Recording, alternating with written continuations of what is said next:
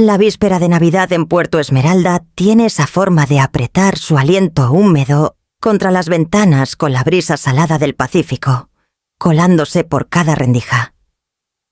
Mi casita estaba en lo alto del acantilado, mirando hacia el puerto, un lugar que había amado por 3 décadas, pero esa noche se sentía como un escenario, con las cortinas abiertas y las luces calentando la mesa donde mi familia se reunía. Yo misma había asado el pavo horneado pasteles que llenaban la cocina con aroma a canela y dispuesto la mesa de roble con los cubiertos de plata de mi difunto esposo. Se suponía que sería una noche de paz. En cambio fue el comienzo de una prueba que había temido por semanas. Valentín llegó primero cargando regalos envueltos en papel brillante, pegados con cinta, de cualquier manera. Su sonrisa era torcida nerviosa, la de un hijo que estiraba demasiado la cara. Detrás de él venía Paloma impecable como siempre con un abrigo de lana, rozándole las rodillas. En sus manos traía una botella de vino tinto, envuelta en papel aluminio con un lazo intacto.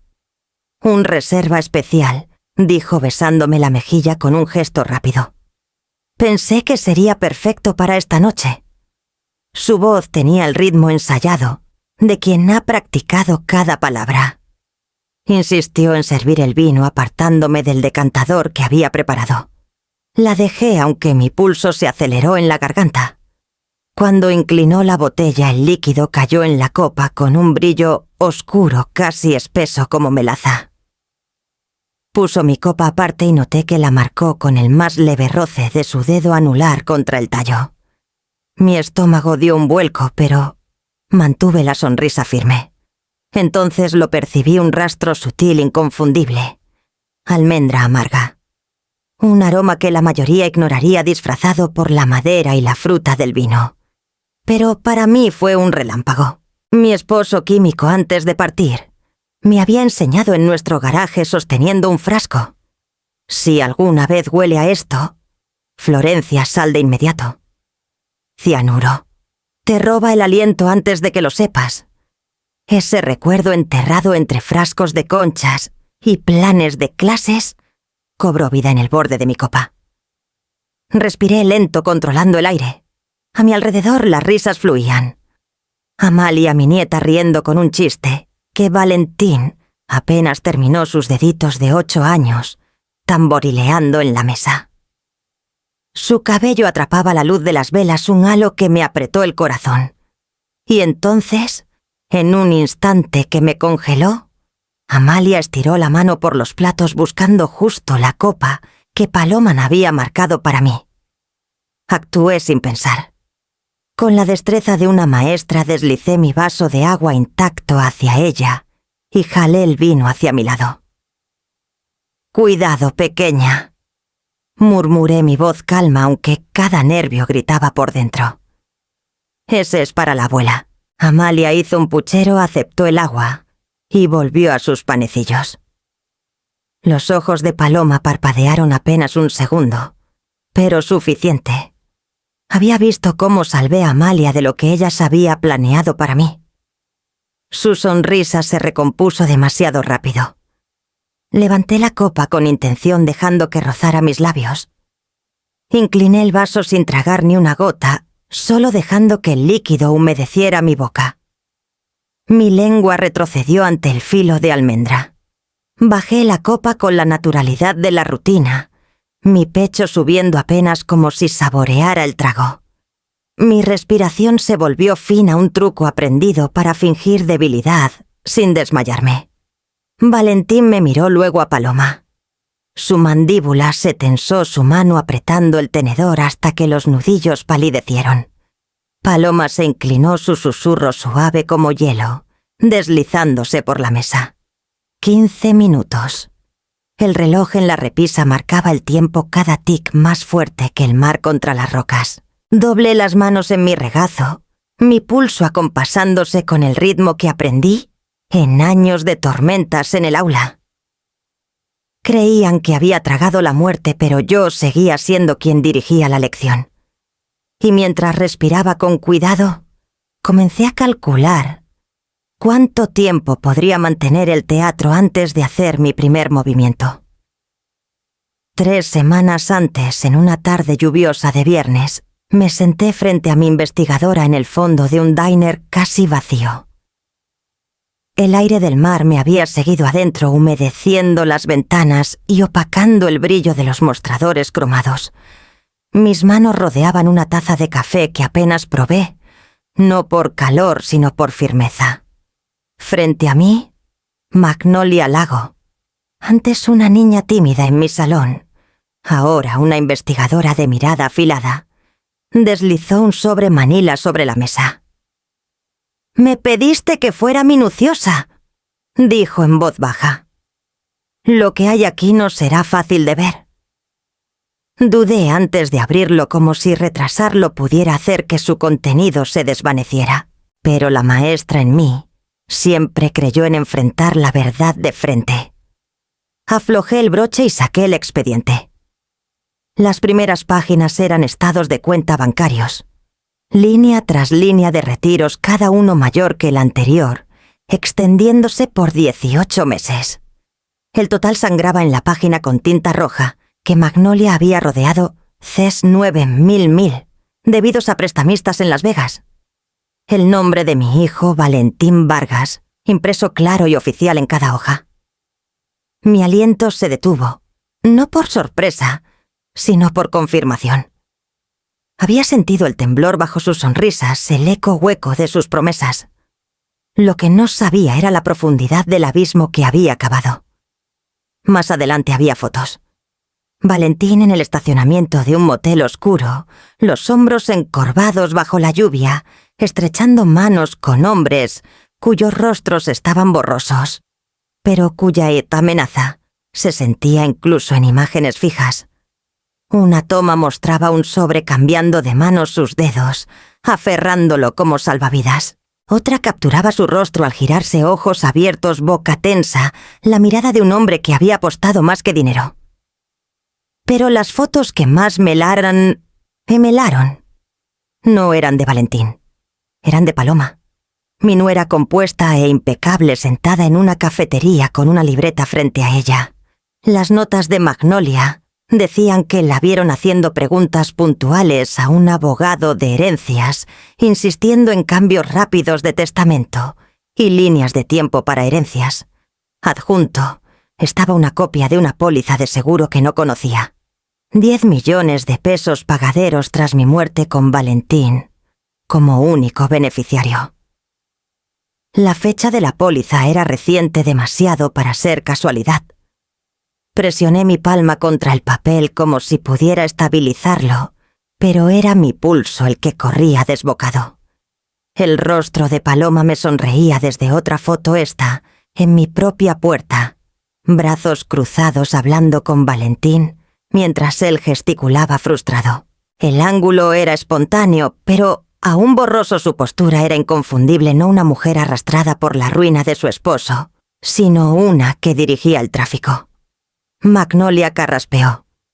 Por lo que he reconstruido, ella no solo está al tanto, está incentivando, tal vez hasta orquestando. Pensé en la cortesía calculada de Paloma en las cenas familiares, su manía por servir las bebidas, su obsesión con el orden y las apariencias. Pensé en cómo Valentín, antes dulce con sus palabras, se había vuelto más callado desde que se casó con ella, sus ojos siempre buscando los suyos antes de hablar. Era posible que mi hijo hubiera caído solo en sus vicios, pero era más probable que lo hubieran empujado, tal vez incluso arrastrado, hasta que no pudiera nadar de regreso. Y en la orilla intocada por el agua estaba Paloma. Cerré el sobre mi café intacto y miré los ojos firmes de Magnolia. «Gracias», susurré, la garganta áspera. La verdad se asentó en mí pesada como piedra. Mi hijo se estaba ahogando, pero Paloma era quien había atado los pesos. Esa noche volví a casa con el sonido del mar, golpeando el acantilado, su ritmo firme implacable. Comencé a colocar cámaras en las esquinas, micrófonos en los detectores de humo y a prepararme para la noche que finalmente había llegado. Y ahora, sentada en mi propia mesa, fingiendo que el veneno se filtraba en mí, sabía que cada susurro grabado y cada gota en el frasco apuntarían no solo a Valentín, sino a la arquitecta Yukosa a su lado. El calor del comedor me envolvía mientras volvía a mi silla. El pavo estaba cortado, el puré de papa servido en los platos, la salsa de arándanos brillando bajo la luz de las velas. Amalia tarareaba suave, balanceando las piernas ajena al veneno que acechaba a centímetros de los labios de su abuela.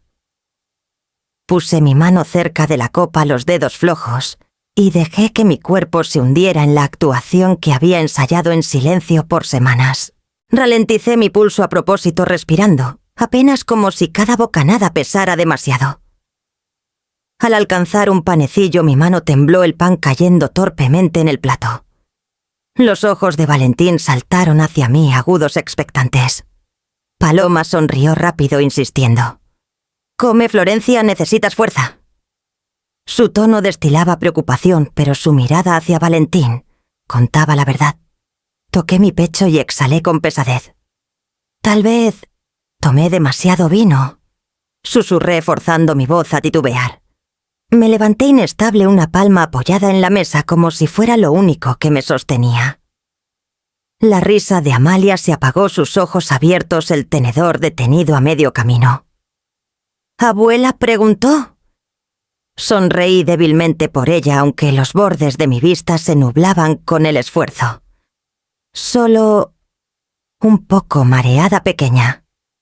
Tropecé hacia el sofá de la sala contigua, las rodillas doblándose demasiado, los hombros hundiéndose hacia adentro. La fragilidad fingida fluía fácil, ahora casi natural, como si el veneno realmente corriera por mis venas. Me dejé caer en los cojines de cuero, mi mano cayendo suelta y ellos a un lado. Mis párpados aletearon, luego se detuvieron, dejando solo el leve subir y bajar de mi respiración. A mi espalda las voces se movían como corrientes cambiantes. ¿Llamamos al 911? El tono de Valentín tenía un filo de pánico, pero sonaba hueco, ensayado. «Espera», dijo Paloma cortante, bajando la voz. «Dame unos minutos. ¿Sabes lo que dijo el hombre? No tomará mucho tiempo». Escuché en silencio, mi cuerpo pesado, como si estuviera clavado al sofá. Cada palabra era capturada por las cámaras escondidas en el reloj de la repisa y la lente diminuta en la figura de un ángel en el estante. Su preocupación era puro teatro y su escenario era mi propia sala. Amalia se deslizó de su silla y caminó hacia mí, pero Paloma la interceptó con un aplauso. «Pequeña, ven a ayudarme en la cocina. Le traeremos agua a la abuela». «Pero se ve». «Está bien», cortó Paloma, su sonrisa demasiado tensa. «Démosle espacio». La guió lejos, su mano firme en el pequeño hombro de Amalia. Valentín se quedó en el umbral paseándose. Sentí su mirada presionándome como calor. «No se ve bien», murmuró. «Ese es el punto». Siseó Paloma lo bastante cerca para que los micrófonos captaran el veneno bajo su aliento. «Cuando se vaya estaremos libres. No más cobradores, no más miedo. ¿Quieres que Amalia crezca con cuentos de rodillas rotas antes de dormir?» Sus palabras se asentaron en mí con el peso de una piedra. Para ellos yo ya estaba ida. Mis años enseñando, mis sacrificios, el techo que les di, reducidos a un cálculo de deudas y herencias. Dejé que mi cabeza cayera más, mi mano deslizándose del borde del sofá. La sala quedó en silencio roto, solo por el tarareo nervioso de Amalia en la cocina y la respiración superficial de Valentín. Creían que me veían desvanecerme. En verdad yo escuchaba más nítido que nunca, memorizando su traición en cada sílaba. Y mientras las cámaras parpadeaban en silencio, me preparé para el próximo acto de mi mascarada. La actuación llegó a su pausa cuando Valentín presionó una palma contra su frente, fingiendo angustia. «Deberíamos ir a la farmacia», dijo lo bastante alto para que los micrófonos lo captaran. Tal vez es su presión otra vez. Paloma tocó su brazo, su mirada fija en mi forma inmóvil. Sí, buena idea. Seremos rápidos. Tomó su bolso de la silla, su voz alta para Amalia. Pequeña, quédate con la abuela. Traeremos medicina y té de jengibre. Amalia parecía insegura, pero Valentín le revolvió el cabello y guió a Paloma hacia la puerta. El portazo resonó por el pasillo y el silencio cayó roto solo por el crepitar del fuego. Dejé que la quietud se extendiera un momento más, luego abrí los ojos. Mis pulmones tomaron aire profundo agradecidos tras el largo teatro. Me levanté despacio, puse el cerrojo en la puerta principal. Luego giré la llave de la entrada lateral por si acaso. El depredador se había ido, pero un pájaro herido no deja su jaula abierta. Mis manos temblaron al alcanzar el teléfono en la mesa del pasillo. Marqué el número que sabía de memoria, el que alguna vez perteneció a un niño sentado en la primera fila de mi salón. Jonás Rivas, ahora inspector Rivas, del Departamento de Homicidios de Puerto Esmeralda. Había sido rápido con los números, de pequeño, firme con sus palabras. Si alguien me escucharía ahora sería él. La línea sonó una vez, dos, luego se cortó con un zumbido plano. Fruncí el ceño y lo intenté de nuevo. Esta vez sonó medio tono, antes de disolverse en estática. Mi pecho se apretó. No era un fallo normal, era una interferencia. Lo intenté una tercera vez desde el teléfono de la cocina. El mismo silencio abrupto me respondió, seguido de un clic suave, como si alguien más escuchara. Dejé el auricular con cuidado. El alcance de Paloma era mayor de lo que pensé. Alguien en la oficina de telecomunicaciones estaba interceptando mis llamadas. Por un instante la desesperación me apretó la garganta con dedos fríos. Pero entonces recordé la caja en el armario envuelta en una colcha descolorida. La saqué y la puse en la encimera. El radio de onda corta de mi esposo, pesado con polvo, con diales desgastados por sus manos. Solía pasar noches hablando con desconocidos por todo el país, su voz rebotando entre las estrellas. Reía cuando lo molestaba diciendo que era un agente secreto. Quité el polvo, conecté la antena que él había improvisado con alambre de cobre y encendí el interruptor. La máquina cobró vida con un zumbido, la estática llenando la sala. Ajusté los diales buscando una banda clara hasta que un zumbido nítido cortó el aire. Entonces llamé K7 Bar a Jonás Rivas. Si estás escuchando, soy Florencia Vargas. Pasaron segundos y luego una voz débil pero firme. Doña Florencia, soy Rivas. ¿Me recibes? El alivio me golpeó tan fuerte que casi me senté en el suelo. Te recibo, dije estabilizando mi voz. Necesito que escuches con atención. Mi hijo y mi nuera intentaron envenenarme. Tengo muestras aseguradas y cámaras escondidas por toda la casa. Se fueron hace poco, pero volverán. Estática, luego su voz otra vez más nítida, profesional. Mantén la calma, asegúrate. Puedes transmitir las grabaciones. Corrí al estudio donde mi laptop esperaba. El sistema que armé con la ayuda de Magnolia tenía un enlace en vivo. Envié a Rivas el código de acceso, mis dedos sorprendentemente firmes al teclear.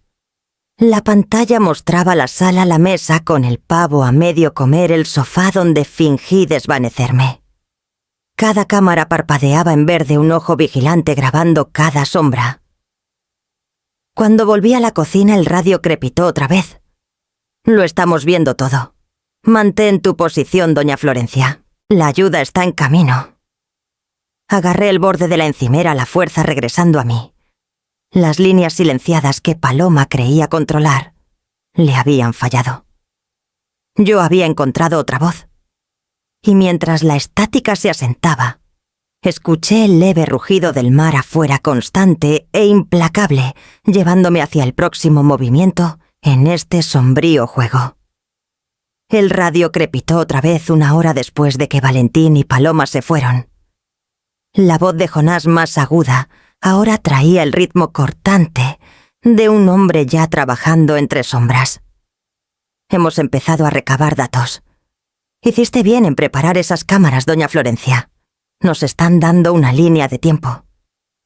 Me incliné más, escuchando como si sus palabras solas pudieran sostenerme. Tenemos imágenes del casino en Cancún, continuó. Valentín aparece casi cada semana desde hace 1 año. No en las mesas comunes en salas privadas. Lugares donde los hombres juegan con dinero, que no pueden perder. También tenemos recibos de transferencias y boletas de empeño. Hasta puso el reloj de tu difunto esposo como garantía de un crédito. La imagen de ese reloj, una pieza de cara plateada heredada de mi suegro, me golpeó más fuerte que los números.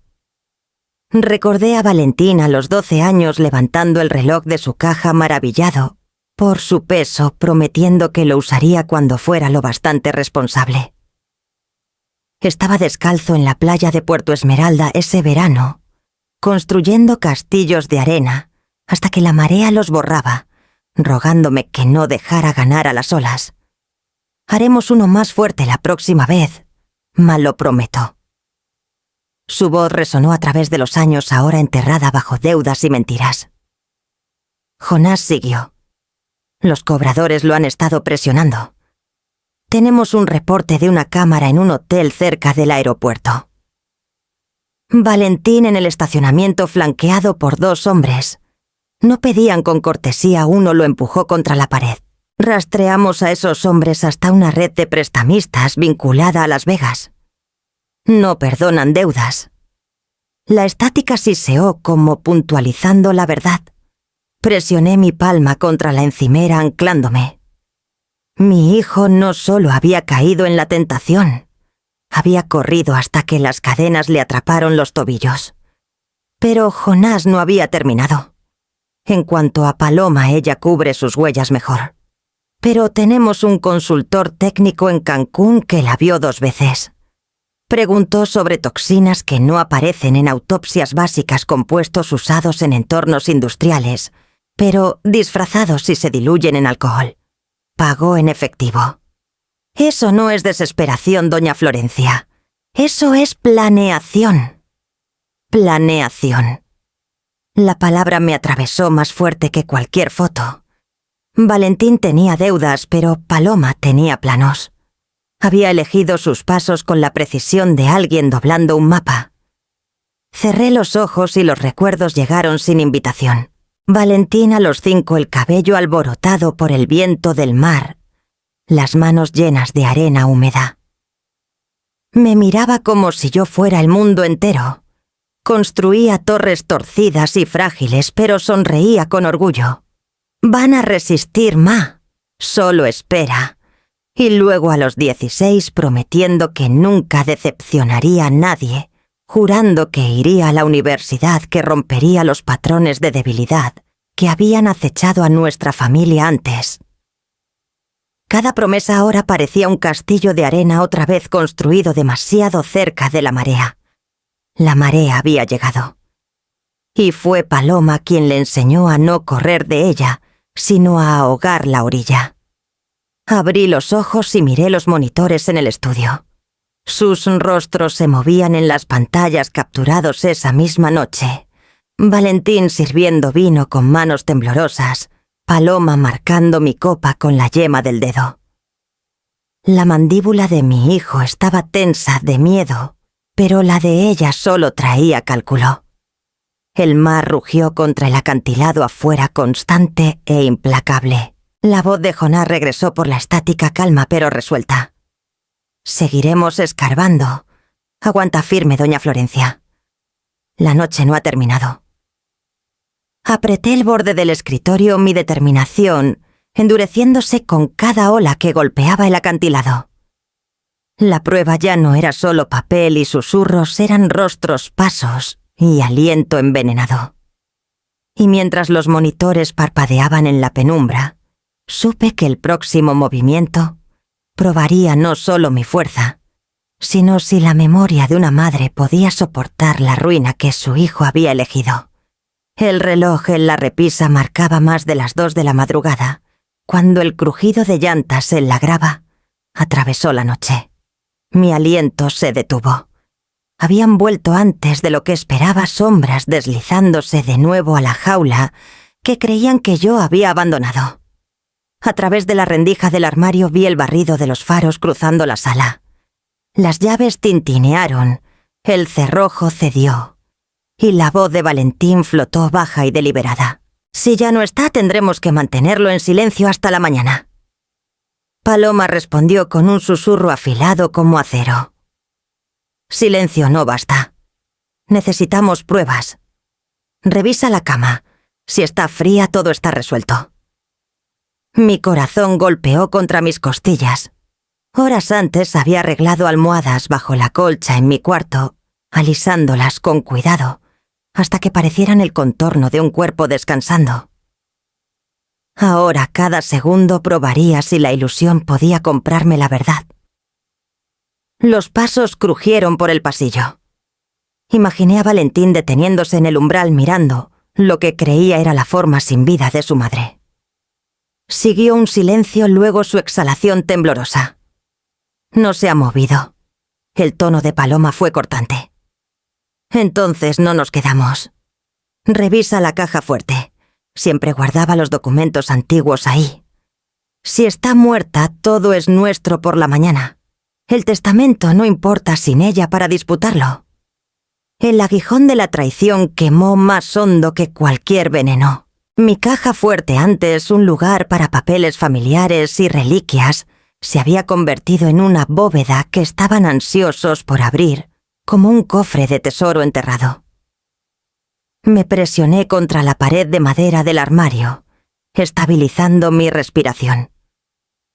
Mis dedos se clavaron en el dobladillo de mi falda mientras Valentín se acercaba al closet. Imaginé su mano rozando el dial de la caja, sus nervios vibrando con cada número. Nunca se aprendió paciencia, ni de niño. Quería respuestas rápidas, siempre corriendo, siempre imprudente. Paloma rondaba cerca sus tacones golpeando suavemente el suelo de madera. «Apúrate, antes de que Amalia despierte y se pregunte por qué seguimos aquí». Mencionar a mi nieta me atravesó con un nuevo temor. La inocencia de Amalia había rozado el peligro esa noche demasiado cerca. Apreté la mandíbula luchando contra el impulso de salir y terminar con esta pesadilla. Pero la voz de Jonás permanecía en mi memoria. «Aguanta firme. La noche no ha terminado». La puerta de la caja fuerte dio un clanc amortiguado cuando Valentín giró el dial. Cambió la combinación, murmuró. Su frustración creció rápido, como cuando era niño perdiendo un juego de mesa. Ella sabía, debió sospechar. Paloma se acercó, su susurro afilado. «Entonces revolvemos todo. Recibos, pólizas, cualquier cosa que pruebe sus bienes. Si realmente se fue, lo encontraremos todo». Sus palabras convirtieron la casa que construí en algo ajeno, cada rincón ahora una posible escena del crimen. Desde mi escondite escuché cajones abrirse de golpe, papeles revueltos, muebles arrastrados por el suelo. Cada sonido era una cuchilla cortando los recuerdos, las risas de Valentín en mañanas navideñas pasadas, las sonrisas educadas de Paloma cuando entró a esta familia. Estabilicé mi respiración forzándome a la quietud. Mi plan siempre fue dejarlos exponerse por completo. Y ahora las cámaras escondidas en los adornos y las rejillas capturaban cada movimiento desesperado. Sus susurros, su búsqueda frenética, sus manos codiciosas, todo preservado como evidencia. Por fin Valentín maldijo en voz baja. «Nada. Debió moverlo». Paloma replicó. «Entonces esperamos. Si aún no se ha ido, pronto lo estará. Y cuando lo esté, todo caerá en nuestras manos». Sus siluetas pasaron una vez más por el pasillo, sus contornos cruzando el umbral del cuarto, donde mi señuelo aún yacía en reposo silencioso. Creían que la casa era suya para saquear el cuerpo suyo para heredar. Y mientras me agachaba en la sombra del armario, supe que el momento se acercaba cuando el silencio ya no me serviría, y su creencia en mi muerte se convertiría en la soga, apretándose alrededor de sus propios cuellos. La madera del armario se sentía fresca contra mi espalda mientras los escuchaba moverse por el pasillo otra vez. Papeles crujían, cajones se cerraban de golpe, la voz de Paloma, siseando órdenes cortantes, las respuestas torpes de Valentín, tropezando con pánico. Mis manos se estabilizaron contra el marco de la puerta. Había escondido lo suficiente. Salí. Las bisagras gimieron levemente y sus cabezas giraron hacia mí. Mi voz se alzó firme en la penumbra. Subestimaron los ojos de una maestra. El celular de Valentín cayó de su mano golpeando el suelo con un crack hueco. Su rostro palideció, los labios abiertos en incredulidad. Paloma se congeló a medio respiro, sus nudillos blancos contra el mango del cajón.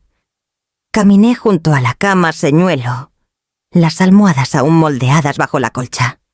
Sus ojos saltaban entre ella y yo, como si hubiera resucitado de mi propia tumba.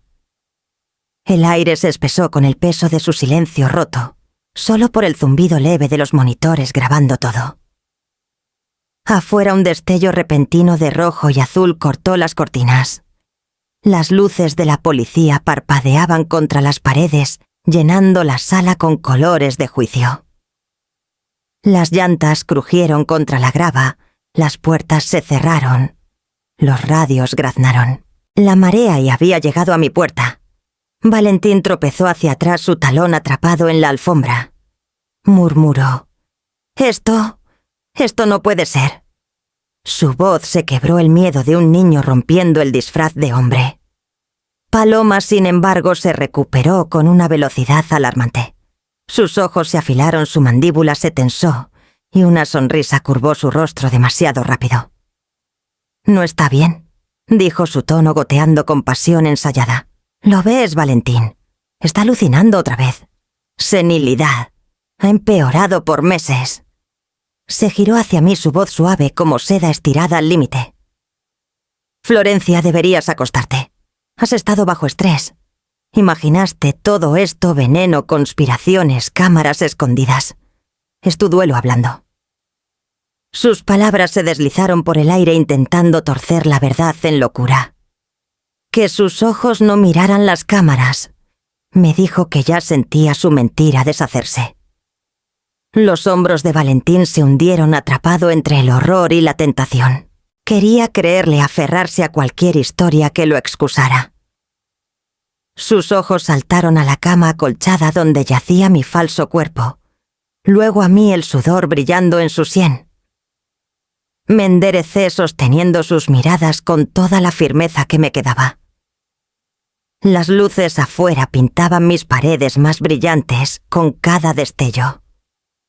La puerta principal retumbó con el golpe firme de oficiales que no esperarían mucho. Paloma habló de nuevo, sus palabras rápidas, desesperadas. «Está enferma, Valentín. Si decimos que está enferma, nos creerán. Siempre creen a los más jóvenes».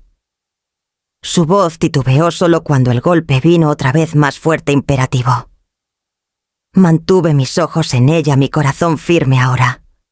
Los había dejado creer en mi muerte, pero era mi vida, mi verdad, la que decidiría la noche. La puerta se abrió de golpe, las botas golpeando la madera, los radios crepitando órdenes.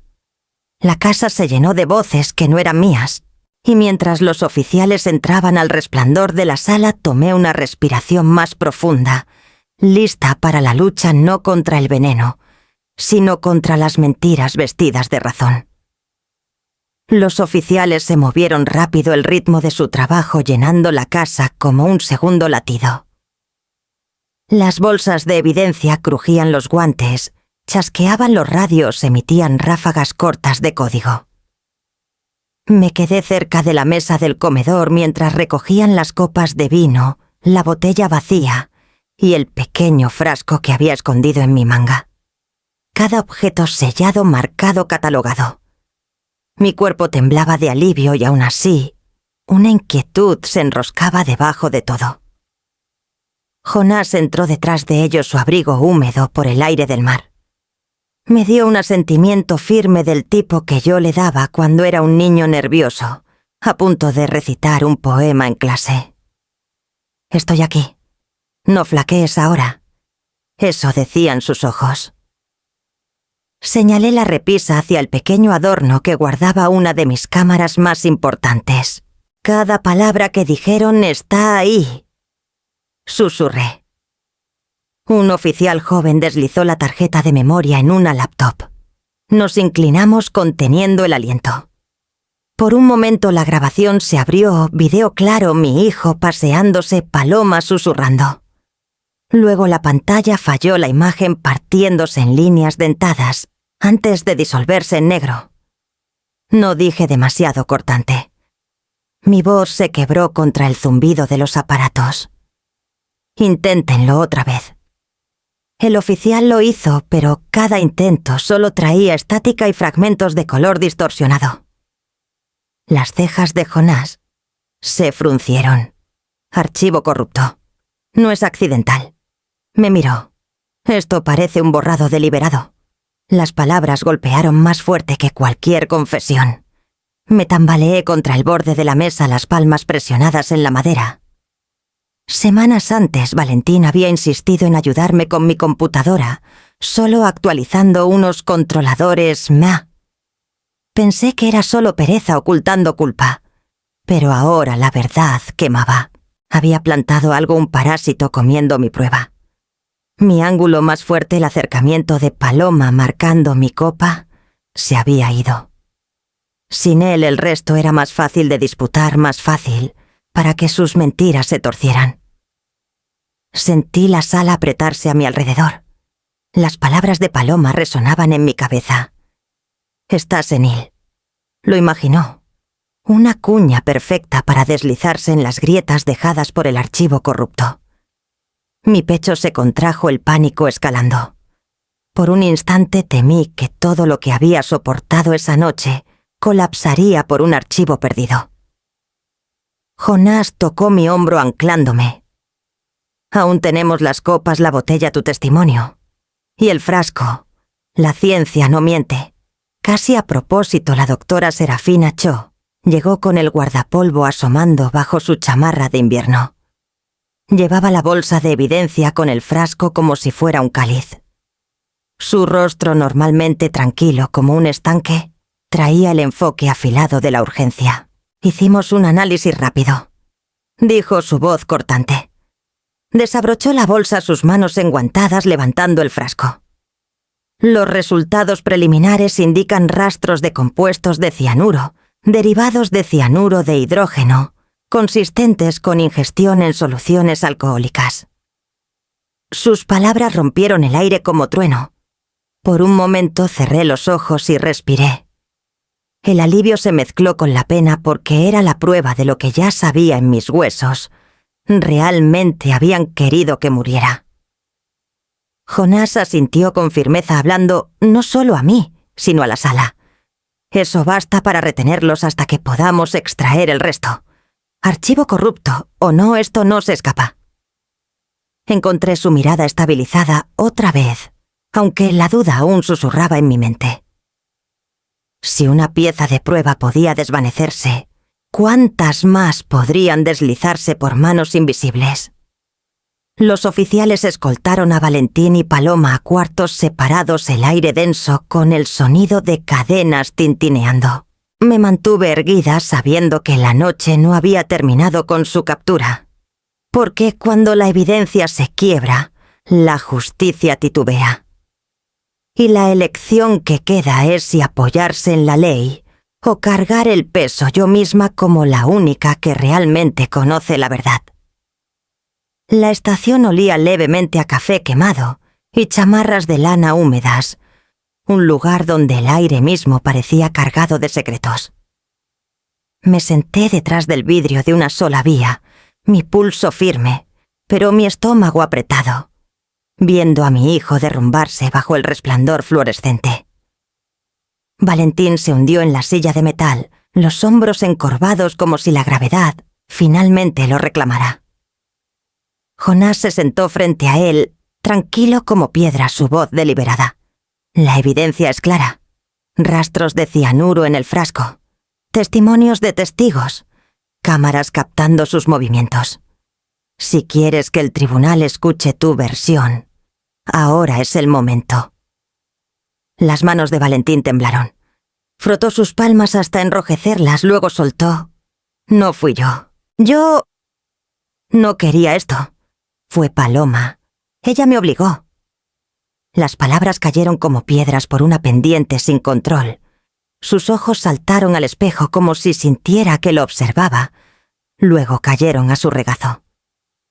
Me dijo que era un inútil, que los había arruinado a ambos. Las deudas, los hombres me habrían matado. Dijo que era la única salida. Lo juro, nunca quise lastimarla.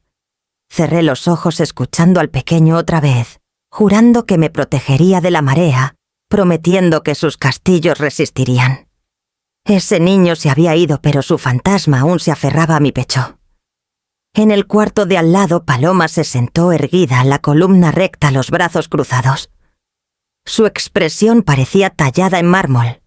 No se encorvaba, no sudaba, no temblaba. ¿Creen que le di veneno?, dijo fríamente, su mirada clavada en Jonás como una daga. ¿Creen que quise asesinar a la madre de mi esposo en Nochebuena? No. Él me amenazó. Me dijo que si no lo ayudaba, si no averiguaba sobre toxinas, los cobradores también vendrían por mí. Su tono no traía miedo ni rabia, solo precisión, cada palabra medida. Dejó que el silencio se asentara entre frases, forzando a la sala a inclinarse más cerca. Es un adicto desesperado. Diría cualquier cosa para salvarse. Presioné mi palma contra el vidrio, mi corazón dividido en dos. La confesión de Valentín había sido cruda, llena de pánico, la culpa derramándose sin filtro. La versión de Paloma era pulcra, envuelta en lazos de lógica y contención. Pero las mentiras suelen vestirse mejor que la verdad. Jonás entró al cuarto de observación, la mandíbula tensa. ¿Ves la división? Él se derrumba, ella desvía. Patrón clásico. Pero entre los dos apuesto por Paloma. No titubea, no exagera. Hizo las preguntas equivocadas en el momento justo. Eso es orquestación, no supervivencia. Quería creerle, pero una parte de mí, aún la madre que vio a Valentín dar su primer respiro, temía que la culpa no se dividiera tan limpiamente. Tal vez él había seguido de buena gana antes de que el miedo lo rompiera. Tal vez la mano fría de ella solo guió lo que él ya pretendía. La cadena de evidencia estaba enredada. Recibos ligados a él, consultas ligadas a ella, la copa envenenada perteneciendo a ambos. Jonás cruzó los brazos viendo las dos transmisiones lado a lado. Mi hijo desmoronándose en un cuarto, mi nuera afilando sus mentiras en otro. La ley peleará por cuál historia resiste. Pero entre nosotros sabemos que uno no solo siguió, uno lideró. El peso de sus palabras caló hondo. Mi corazón sabía quién había susurrado primero, quién había estudiado toxinas con mano firme, quién había aprendido a sembrar dudas y hacerlas crecer en jaulas. Pero la ley necesitaba más que instinto. Necesitaba una máscara arrancada así a la luz pública. Y mientras miraba a través del vidrio dividida entre sangre y hueso, me di cuenta de que el cuchillo aún podía estar en cualquiera de las dos manos. La oficina olía levemente a cuero y tinta, un lugar donde las decisiones sobreviven al aliento. Matías Corral me recibió con su solemnidad usual, su cabello blanco peinado hacia atrás, su pluma ya lista como si me hubiera esperado desde el amanecer. Escuché suficiente en el radio policial para saber de qué va esto, dijo guiándome a la silla frente a su escritorio. Dime qué necesitas, Florencia. Apoyé mis manos planas contra la superficie de caoba, forzándolas a no temblar. Necesito proteger lo que queda. Valentín no puede heredar. Ni un peso, ni un documento, ni siquiera la casa donde creció. Si prefiere verme enterrada que de pie, entonces lo pierde todo. Las cejas de Matías bajaron, pero no protestó. En cambio, abrió un archivo grueso sacando mi testamento vigente. Borraremos su nombre. Limpio permanente. Hay leyes para esto. El intento de parricidio califica como indignidad bajo la ley de Puerto Esmeralda. El tribunal lo respaldará. El sonido de su pluma rasgando el papel traía el peso de lazos cortados. Escuché cada trazo un acto de duelo y supervivencia. ¿Y los bienes?, pregunté. Cada cuenta las escrituras el pequeño fideicomiso de la pensión de mi esposo. ¿Todo congelado hasta que el caso concluya?, dijo con firmeza. Mejor eso que arriesgar interferencias. Una vez que se dicte la sentencia, reescribiremos la distribución como quieras. Pero necesitaré tu firma para asegurarlo. Mi mano flotó sobre la página. Por un momento mi pecho se apretó pensando en Valentín de niño, sus pecas, sus castillos de arena, sus promesas que siempre se deshacían pronto. Borrarlo legalmente era admitir que ya se había borrado, moralmente. Pero presioné la pluma en el papel, la tinta fluyendo como sangre, que ya no pasaría por venas compartidas. Matías reunió los documentos en una carpeta, sellándolos con cuidado deliberado. «Elegiste dignidad sobre sentimentalismo», dijo en voz baja. «Eso nunca es fácil, pero es necesario». La verdad de sus palabras me dejó cruda pero más firme. Me levanté, estreché su mano y salí al frío aire costero. Mi pulso se sentía lento pero seguro, como si mi cuerpo reconociera la necesidad de lo que acababa de hacerse. Esa noche en la mesa de la cocina desplegué papel nuevo. Las cámaras habían sido retiradas, las bolsas de evidencia, tomadas la casa más silenciosa ahora.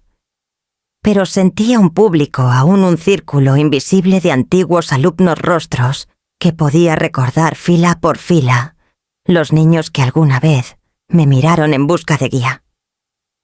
Mojé mi pluma y comencé. Queridos míos, donde quiera que la vida los haya llevado, sepan que llevo sus nombres en la memoria, como una maestra lleva el polvo de tiza en las manos.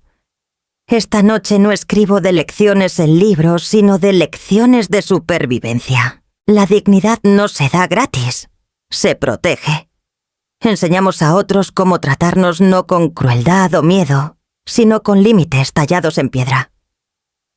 Hice una pausa, la tinta acumulándose en la esquina de la página y continué. Si la familia traiciona, no dejen que el duelo los ciegue al rendirse. La sangre no siempre es más espesa que la tinta que registra la verdad. El papel puede proteger lo que las venas no pueden. ¿Y la autoprotección no es egoísmo? Es el pulso que te permite estar de pie cuando otros querrían verte caer. Cuando terminé la carta estaba pesada con palabras que desearía haber dicho antes en la vida. Tal vez algunos de mis alumnos nunca las leerían, pero quizás uno las encontraría mucho después de que me fuera, y sabría su vieja maestra había elegido la supervivencia con claridad, no con vergüenza. Doblé la carta, la puse en un sobre y la guardé en mi diario. Mi corazón se sentía magullado, pero mi resolución se solidificaba, y mientras la marea rugía contra los acantilados, afuera supe que otra ola ya se alzaba, llevándome hacia una confrontación que ya no podía postergar. El juzgado olía a pisos encerados y piedra fría, pero el aire afuera era puro fuego. Los reporteros se agrupaban en la plaza, sus cámaras chasqueando como grillos sus voces, tejiendo preguntas en el viento invernal. Me moví entre la multitud bajo el brazo firme de Jonás, cada flash haciéndome sentir menos mujer y más evidencia expuesta. Adentro la sala zumbaba con un calor distinto. Los extraños llenaban cada banquete hambrientos de espectáculo. El juicio de Valentín y Paloma Vargas se había convertido en el titular de la temporada, y yo era la pieza central que nadie dejaría desvanecerse. El juez entró su toga barriendo el suelo, y el silencio cayó como una cortina. El fiscal se levantó primero presentando los contornos rastros de cianuro, confirmados grabaciones de vigilancia, mostrando comportamiento sospechoso, el testimonio de una madre cuya cena de Navidad casi se convirtió en su sudario. Pero cuando la defensa tomó la palabra, el aire se enfrió.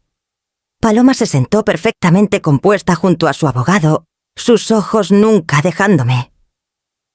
El abogado presionó play en una pantalla.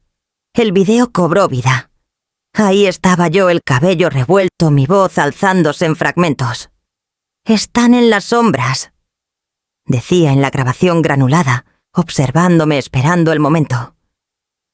La imagen saltó, luego me mostró manoseando papeles, murmurando sobre venenos en el aire, las manos temblando demasiado para sostener una copa. Jadeos recorrieron la galería. «Señoras y señores», comenzó la defensa con suavidad, «ven ante ustedes a una mujer que sufre de facultades en declive. Mis clientes lamentan que ella los haya elegido como villanos en una obra que su mente ha escrito. Senilidad, paranoia trágicamente comunes a su edad. Sus acusaciones de envenenamiento son delirios, no crímenes». Las palabras cayeron pesadas, diseñadas para cortar mi credibilidad. Mi garganta se apretó mientras veía a los jurados mirarse entre sí, la incertidumbre parpadeando en sus rostros. Jonás se inclinó, su susurro firme. «Manipulado. Lo romperemos». El fiscal no perdió tiempo. Levantándose con calma deliberada, presionó play en otra grabación. Esta capturó la voz de Paloma con claridad cristalina tomada de mis micrófonos escondidos. 15 minutos había susurrado Paloma las palabras frías como escarcha. «El veneno funcionará para entonces». El sonido resonó en la sala como una campana a medianoche. El silencio que siguió fue largo y pesado. Incluso la cabeza de Valentín cayó en sus manos. La voz del fiscal cortó. «Eso suena como la preocupación de una nuera devota, o el cálculo de alguien contando los minutos para una muerte». La defensa se apresuró alegando que el clip estaba editado, el contexto torcido. Pero la sala había cambiado. Todos habían oído la intención envuelta en esas 3 palabras. Me senté más derecha, las manos cruzadas fuerte en mi regazo. No estaba senil. No estaba delirando. Era una mujer que había escuchado, preparado y sobrevivido. Pero sabía que las batallas rara vez se ganan en un solo intercambio. La máscara de Paloma no se había roto, solo había brillado. Se inclinó hacia su abogado, susurrando rápido su expresión, aún lisa, su actuación intacta. El juez llamó a un receso, el mazo golpeando la madera como latidos. La gente se levantó, las voces zumbando, los papeles crujiendo. Los reporteros corrieron a las salidas, ya compitiendo por convertir el sonido en el titular de mañana. Me quedé sentada, mis ojos fijos en las velas alineadas en la pared trasera, pequeñas llamas puestas para el ambiente, firmes contra la corriente. Su brillo me recordaba los rostros de mis alumnos de antaño, cada uno, una luz frágil que protegí de las tormentas. Y ahora, en este salón de piedra y escrutinio, me di cuenta de que el juicio ya no era solo sobre probar el veneno. Era sobre probar que aún llevaba una llama de claridad que ninguna tormenta podía apagar. La campana del receso sonó, y me levanté despacio, preparándome para la próxima ola que Paloma enviaría a estrellarse contra mí. Cuando la corte se reunió de nuevo, sentí el peso de cada mirada presionando mis hombros. El mazo del juez apenas se había apagado cuando Matías me asintió, su expresión firme pero alentadora. Era mi turno. El alguacil me guió al estrado de los testigos. El juramento sabía sal en mi lengua, pero mi voz no tembló. Ajusté el micrófono, doblé las manos y comencé. Lo recuerdo todo. Dije mis palabras medidas cada sílaba, colocada como marcas de tiza en un pizarrón. El aroma del pavo asado llenando la sala, el leve crepitar del fuego, la forma en que la copa atrapaba la luz de las velas. También recuerdo el olor a almendra amarga sutil, pero inconfundible. Mi difunto esposo era químico. Una vez me dijo, si alguna vez huele hasta almendras donde no debería, cuidado. Eso es cianuro. El jurado se inclinó, sus plumas ralentizándose. Continué cuidadosa de apilar cada detalle con precisión tranquila. La mano de Valentín temblaba al servir. Paloma tocó el borde de mi copa solo un instante. Me miraban no con amor, sino con expectativa. Y cuando fingí beber, susurraron. Escuché su voz. 15 minutos. Supe entonces que mi muerte había sido programada como una tarea. Un murmullo recorrió la galería, pero el mazo del juez lo silenció rápido. No me inmuté. La defensa se levantó intentando perforar mi relato. Doña Florencia, no es posible que imaginara algo de esto. ¿El estrés puede causar alucinaciones? Lo miré sin titubear. Enseñé a niños por 40 años. Sé la diferencia entre imaginación y observación. Las sombras no dejan huellas en una copa. El estrés no susurra veneno al oído de un esposo. Una onda recorrió al jurado sutil pero clara. Sus posturas cambiaron, sus ojos se quedaron más tiempo en mí que en él. Me incliné ligeramente dejando que el peso de mis palabras llenara la sala. La herencia no es un derecho, es una responsabilidad. Y la responsabilidad se gana con respeto, no se exige con miedo. Esa noche me di cuenta de que mi familia lo había olvidado. Pero yo no. El respeto va antes que la herencia. Siempre. El silencio tras esa frase fue diferente, pesado no con duda, sino con reflexión. Incluso los reporteros bajaron sus plumas por un instante, como si la frase se hubiera arraigado en el aire. Describí las cámaras escondidas, el frasco, el colapso fingido. No como víctima relatando terror, sino como maestra presentando una lección. Hechos, ejemplos, consecuencias. Cada mirada que Valentín evitó, cada orden que Paloma dio. La forma de su culpa trazada en acciones, no solo palabras. Cuando terminé mi garganta dolía, pero mi voz no se había quebrado ni una vez. El juez me agradeció. El jurado asintió casi imperceptiblemente, movido no por lástima, sino por la claridad que había llevado a sus manos. Al bajar del estrado crucé la mirada con Jonás. Me dio un solo asentimiento de aprobación firme y callado, como cuando resolvía una ecuación difícil de niño. Volví a mi asiento, mis palmas aún calientes por la madera del barandal, mi pecho firme como la marea afuera. El juicio avanzó, la defensa buscando dónde aferrarse, pero sabía que la corriente había cambiado. Mis palabras habían aterrizado, donde ninguna corrupción podía borrarlas. Y mientras el día llegaba a su fin, sentí que el ajuste de cuentas final entre la verdad y el disfraz se acercaba. La sala contuvo el aliento cuando el jurado regresó. Sus rostros estaban pálidos por las horas de deliberación, sus ojos pesados pero seguros. Doblé las manos en mi regazo, las uñas presionando mis palmas, y esperé las palabras que atarían la verdad o la dejarían deslizarse en la sombra. El portavoz se levantó. Su voz fue firme, deliberada. En el cargo de intento de asesinato, encontramos a los acusados culpables. En el cargo de conspiración, encontramos a los acusados culpables. El mazo cayó afilado como un relámpago. La sala cambió una marea rompiendo contra la piedra. Valentín dejó caer la cabeza en sus manos, los hombros temblando con sollozos silenciosos. Paloma no se movió. Su mandíbula se tensó, sus ojos al frente, su cuerpo tallado en la quietud de la negación. Llevaba el veredicto como un vestido mal ajustado, uno que se negaba a reconocer como suyo. El juez leyó las sentencias. Valentín 10 años en prisión estatal. Paloma 12. Las palabras golpearon no como triunfo, sino como lápidas bajando a la tierra. Finales frías inevitables. Me quedé inmóvil mientras los murmullos llenaban la galería.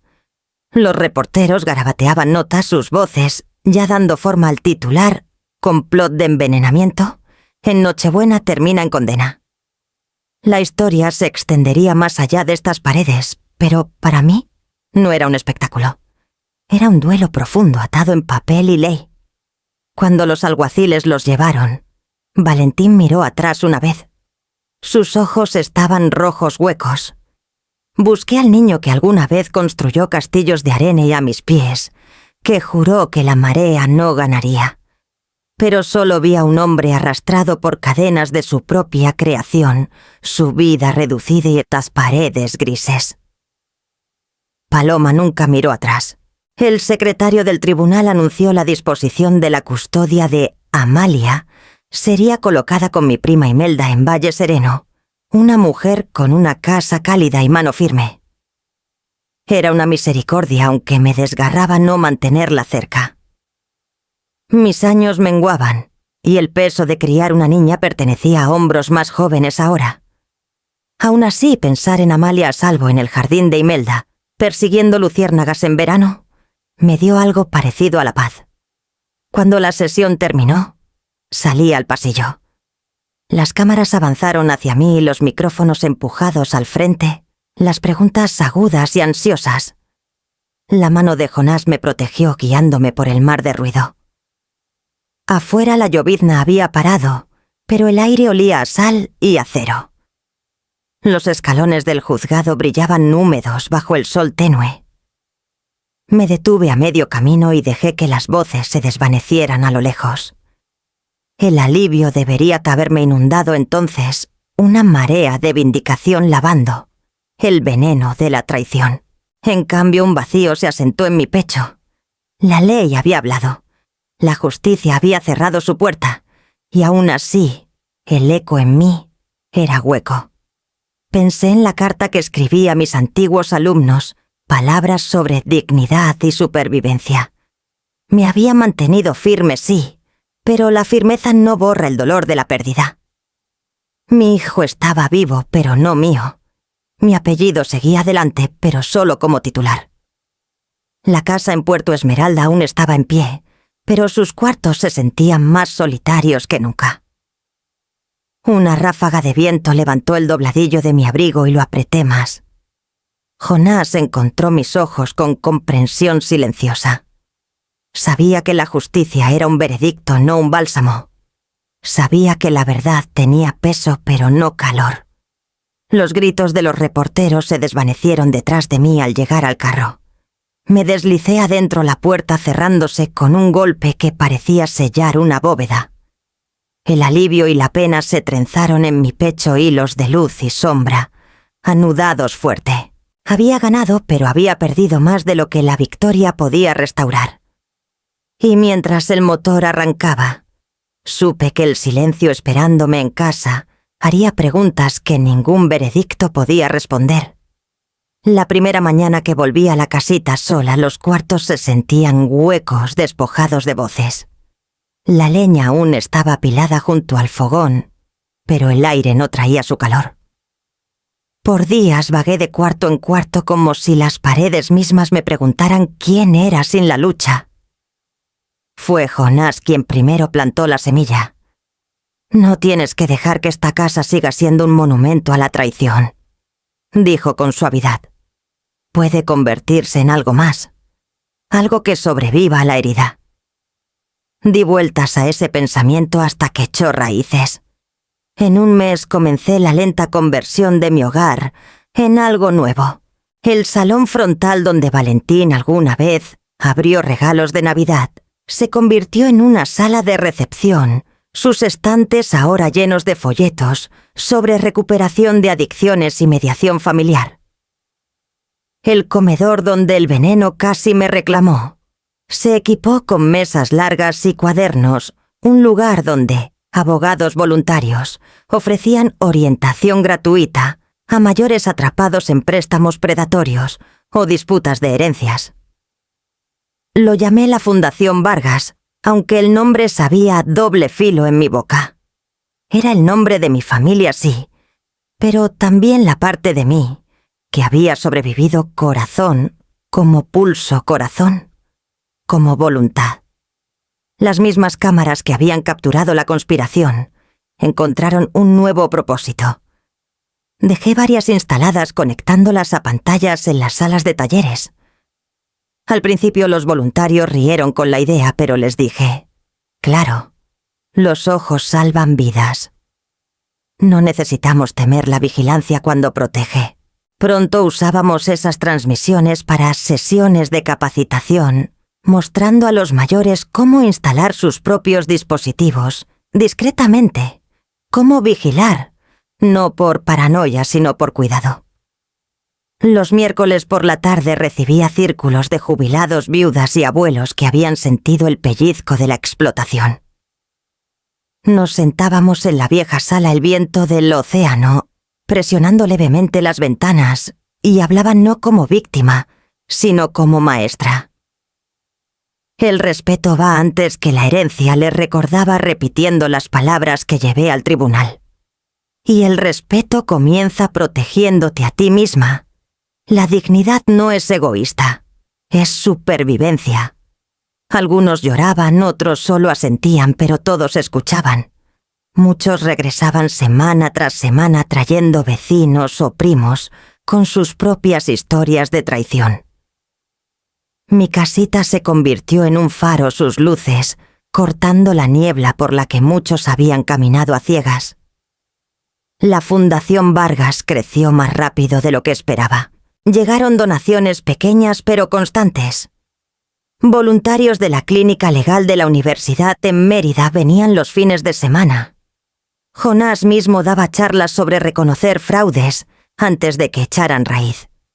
Y la doctora Cho, la misma científica que analizó el frasco envenenado, comenzó a dar talleres sobre detectar sustancias peligrosas en el hogar, recordando a todos que la seguridad no era solo para expertos. Había momentos de dolor, sí. Veía los dibujos infantiles de Valentina aún guardados en una caja, o sentía el vacío en la mesa familiar cuando pasaban las fiestas. Pero esos pinchazos ya no me encadenaban. Se convirtieron en recordatorios de lo que me negaba a repetir, marcadores de dónde había comenzado mi fuerza. Una noche, tras una sesión con 3 abuelas que habían peleado batallas legales contra sus propios parientes, me paré junto a la ventana mientras la marea rugía contra el acantilado. Las luces de la casita brillaban detrás de mí no como sombras de un crimen, sino como faros de sanación. Mi casa de dolor se había convertido en otra cosa, paredes que una vez me atraparon. Ahora se abrían hacia afuera, ofreciendo refugio a quienes más lo necesitaban. Y mientras el trabajo de la fundación se profundizaba, supe que la verdadera prueba de la supervivencia no era si vivía a pesar de la traición, sino si podía transformarla en un santuario donde otros encontraran segundas oportunidades. La marea afuera retumbaba llevándome hacia el próximo capítulo de esta vida inesperada. La casita olía a romero y pan, la noche que abrí mis puertas para la primera cena comunitaria. Mesas plegables alineaban las paredes, sillas prestadas, apretadas unas contra otras, y guisos humeaban junto a ollas de sopa de mariscos. La Fundación Vargas había crecido más allá de sus primeros talleres. Ahora vecinos voluntarios y clientes se reunían no solo por guía sino por compañía. Me movía entre ellos con un cucharón en la mano, llenando platos, respondiendo preguntas, escuchando risas, ondear, donde una vez mi casa había guardado susurros de veneno. El sonido me levantaba aunque el cansancio mordía mis huesos. Esta era la vida que había construido de las cenizas, un lugar donde la gente se iba sintiéndose más fuerte que al llegar. Después de que los últimos platos fueron raspados, me escapé por un respiro de silencio. En el estudio, el cajón de mi escritorio estaba ligeramente entreabierto. Adentro yacía una sola llave de latón, sus dientes desgastados por los años. La guardaba no para usarla, sino por su significado. Una llave de repuesto descansando, donde ninguna mano más que la mía la encontraría. Susurré para mí, para el respeto, no para intrusos. Era mi recordatorio de que la entrada a mi vida se ganaba, nunca se forzaba. Un golpe en la puerta me sobresaltó. Al abrir, el aire nocturno presionó fresco contra mi rostro y una mujer estaba ahí. Su abrigo era delgado, sus manos apretadas, sus ojos cargando sombras de secretos guardados por mucho tiempo. «Soy Liora», dijo suavemente, «la madre de Paloma». El bullicio del comedor se apagó detrás de mí mientras el silencio crecía entre nosotras. Nunca la había visto, aunque sus facciones traían ecos débiles de la agudeza de su hija. No la invité a pasar de inmediato.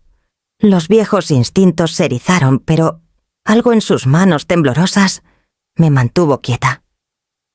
«Necesito hablar contigo», continuó. No para defenderla, sino para contarte lo que debía haberle dicho a alguien hace años. Nos sentamos en el salón, el fuego ardiendo bajo.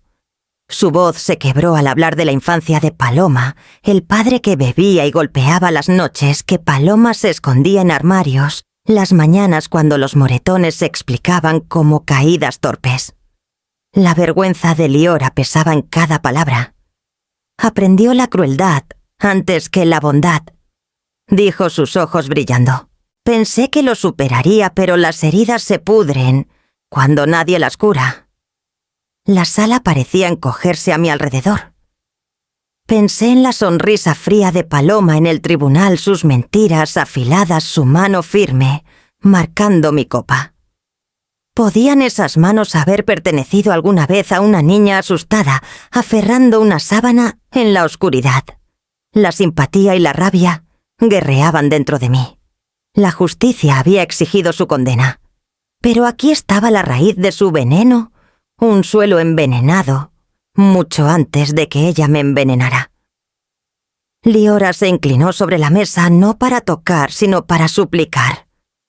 «Sé que lo que hizo es imperdonable, pero te pido como madre que veas a la niña que fue antes de la mujer en que se convirtió». El fuego chisporroteó enviando chispas contra la rejilla. Mi garganta se apretó. Pensé en Valentín, en el niño que alguna vez fue en promesas rotas. Pensé en Amalia cargando las sombras de ambos, pero aún sin mancha. No respondí a Liora esa noche. Solo asentí una vez, levantándome para traerle una taza de té. Nos sentamos juntas en la quietud, dos madres unidas por fracasos no del todo nuestros. Cuando se fue la llave de latón, aún esperaba en el cajón fresca y pesada contra mis yemas. Respeto antes que entrada siempre. Pero el respeto no borraba la pregunta que ahora ardía en mí. Si la crueldad nace de la crueldad, ¿qué le debemos entonces a quienes la llevan adelante? La marea afuera chocó firme como la verdad, recordándome que incluso las llaves pueden abrir puertas que nunca quisimos abrir. Había pasado un año, y el mar aún se movía con la misma certeza inquieta. Caminé por el muelle de Puerto Esmeralda al atardecer con gaviotas girando arriba, el olor a sal y pescado subiendo desde las tablas. En mi mano llevaba una carta doblada, arrugada por las veces que la había abierto y cerrado. La letra era inconfundible, la de Valentín, pero más firme ahora, como si cada palabra hubiera sido formada con cuidado, en lugar de prisa. Escribía sobre terapia, sobre sesiones donde deshacía los nudos que él mismo se había atado. Escribía sobre rendición de cuentas, sobre enfrentar no solo a los hombres a los que debía dinero, sino al hombre en que se había convertido. No pidió perdón ni una vez. En cambio, admitió su culpa con una franqueza que me sorprendió. «Destruí la confianza con mis propias manos», decía la carta. «Si voy a construir algo otra vez, no será pidiéndote que olvides, sino demostrando que puedo cambiar, ladrillo a ladrillo». Leí esas líneas otra vez, mientras me apoyaba en la baranda, el agua bajo mí oscura y agitada. Por meses había temido el día en que sus palabras llegarían. Ahora que lo habían hecho, no sentí una ola de amargura, solo un dolor callado que se asentó en mi pecho como un moretón viejo. Saqué una pluma del bolsillo de mi abrigo y di la vuelta al sobre. Mi respuesta vino sin ensayar. La redención es trabajo. No se debe, no se regala, se gana como el cuerpo gana el aliento. Una inhalación, una exhalación repetidas hasta que el ritmo es firme otra vez. Sigue respirando, Valentín. Eso es todo lo que te pido ahora. La tinta se corrió levemente contra el aire húmedo, pero no la corregí. Las imperfecciones la hacían más verdadera. Deslicé la carta de vuelta en su sobre, sellándola con una presión de mi pulgar. Mientras la marea cambiaba, comencé a caminar hacia la casita. En el camino pasé rostros familiares vecinos que alguna vez susurraron lástima, pero ahora sentían con respeto. La Fundación Vargas se había convertido en un pilar del pueblo, talleres semanales, llenos clínicas legales abarrotadas, una pequeña red de voluntarios, extendiéndose más cada temporada. Lo que comenzó como mi escudo se había convertido en una linterna para otros. Al llegar al acantilado, la vista de mi casita esperando contra el crepúsculo me estabilizó. La luz brillaba desde sus ventanas suave y dorada, derramándose por el camino. Adentro, las mesas largas estaban plegadas contra las paredes tras otra cena, las sillas apiladas con cuidado, las ollas remojándose en el fregadero. En el estudio, las cámaras seguían donde las había escondido.